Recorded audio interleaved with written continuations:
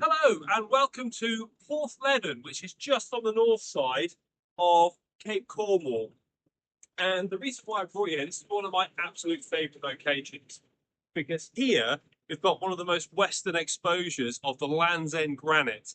The Land's End granite is a granite pluton, a body of granite, which is one of several in Cornwall and Devon known as a Cornubian batholith.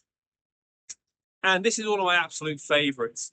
Granite is an igneous rock, and what we mean by that is it formed from a molten rock, a magma, a liquid, okay, where rock has melted. And depending on the chemical elements in that kind of magma, this kind of magmatic soup, as it cools, you start to get minerals form, and different minerals will form depending on the different chemical elements present within them. And there's all sorts going on in there. You have your minerals you need to make a granite, which is orthoclase feldspar, with alkali feldspar, plagioclase feldspar, and quartz. But you get loads of others in there as well. You get biotite, you get muscovite, you get tourmaline, you get kind of even rarer minerals like zircon and monazite. The list can keep going on and on. It's all really an important part of the story to tell us where these magmas came from and how they ended up here.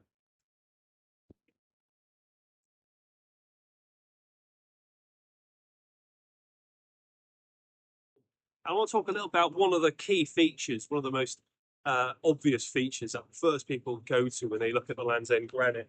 And that's these big, kind of creamy coloured minerals we see. This is one of the important constituents of any granite, alkali feldspar or orthoclase feldspar or cave feldspar as its different names. But when we see these big ones here, bigger than the surrounding minerals known as a ground mass, we call these phenocrysts. It's a textural term.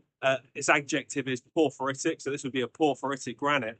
And in this instance, it's the alkali feldspars, which are the phenocrysts. Next question is why? Why do we have these big alkali feldspar phenocrysts? Well, we also have them as small ones in the ground mass around it.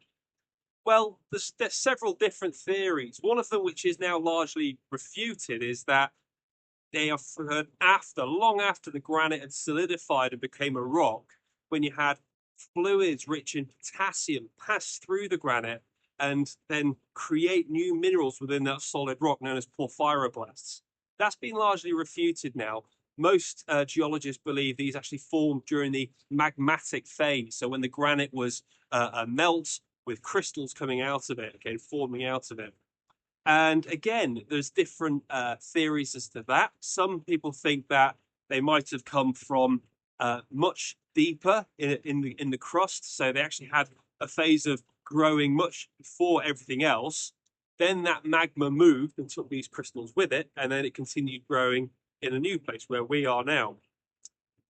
Another theory is that the granite, the way these things form, the way alkali feldspars form, it's all to do with what actually makes them stars. They don't like to nucleate. They don't like to start to grow.